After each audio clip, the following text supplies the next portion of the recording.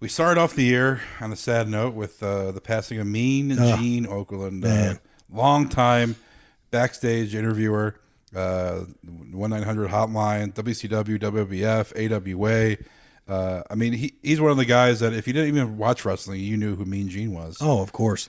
And it's not sad, but I guess just a sign of the times is the fact that, like you said, you introduced him as a backstage interviewer. But I mean, Mean Gene has been around the business. Somebody sent me a couple of pictures or put them up on Twitter that I was all excited about. I don't even remember seeing half of them. One of them was Mean Gene in the AWA introducing me in a match, and that match was in 1983. That's why I had that date in my mind a few minutes ago. But yeah, they sent this picture of Mean Gene in a match that I had in the AWA in 1983, and he was doing the introductions. And then somebody also put up a picture that had to be from right before WrestleMania in Orlando, Florida, maybe the first WrestleMania in Orlando, and it was so cool. I don't even remember taking the picture. I had never seen it until just a couple of days ago. But it was me, Mean Gene, Jimmy Hart, and Hillbilly Jim recreating the Abbey Roads, the old Beatle Abbey Roads album cover.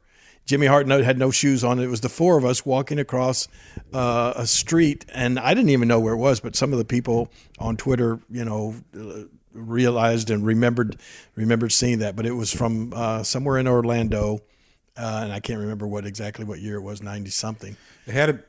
I think that wasn't in the 90s. I think it was Orlando was 2007. Oh, okay. Well, maybe you're right. You think it was that late? I got there in 93. Right. You know what? I tell you what, I can look on my phone here because a lot of people have retweeted that, and they told me exactly when it was. But because 97, Mean Gene was in WCW. In 97? Yeah, 97. That was the height of the Attitude Era. I mean, that definitely wasn't 97. That had to be 2007. Oh, okay. Well, you would know more about it than me. Okay, here's the tweet. And in the background, because I think one of you is wearing a WrestleMania Orlando shirt. Oh, really? It has the logo from that one in 2007. Somebody even wrote, I was standing there when this picture was taken in Orlando at WrestleMania 24 weekend. Okay, 2008. That was Kyle Keating, and he was there. And somebody else said 100% Orange Avenue in downtown Orlando. There you go. Yeah, so that's 2008 then. Wow. But anyway, that was a cool picture. But yeah, it was sad. Nobody, I guarantee you're not going to hear anybody say a bad word about Mean Gene Okerlund. He was a cool guy, a great guy. And the tweet that I sent out is the main thing you remember about Mean Gene. Every time I would be around him, he had a smile on his face, a drink in his hand, and he was just, he was just there to help anybody any way he could, or to do anything he could to make the shows better. And and of course, you hear all the great things after somebody passes away. It's a shame that people don't get out and say these great things about people while they're still with us. But I was watching some of his. They've been putting up some of his classic interviews, that he did with different wrestlers over the years. And if you just, there's not many guys around that had the ability to supposedly just be the guy that's holding the microphone for somebody else, for the star wrestler to cut his promo, that could make you watch them instead of the wrestler. Yeah. But Mean Gene had that ability. I mean, his facial expressions, his reactions to the things that the wrestler said during the interviews, his questions, he had that unique talent. I mean, and that was a real talent to elevate what his position was into being a star himself.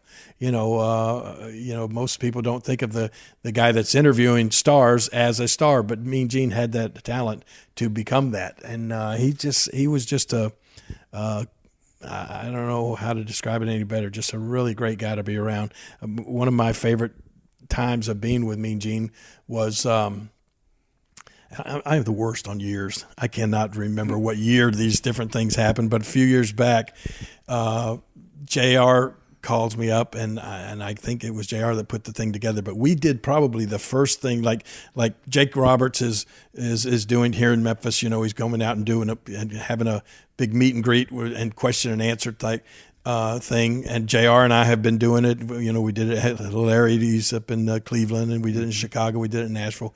Well, I think maybe the first one ever done was years back, and it was me, JR, and Mean Gene Okerlund at a casino somewhere in Oklahoma. And it was just, it was just a great experience.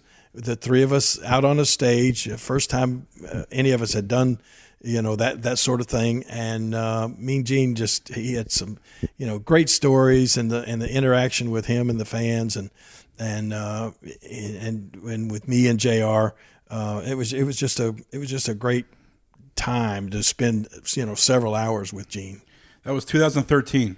2013. Yep, 6 years ago. Gosh, now that does seem longer than that.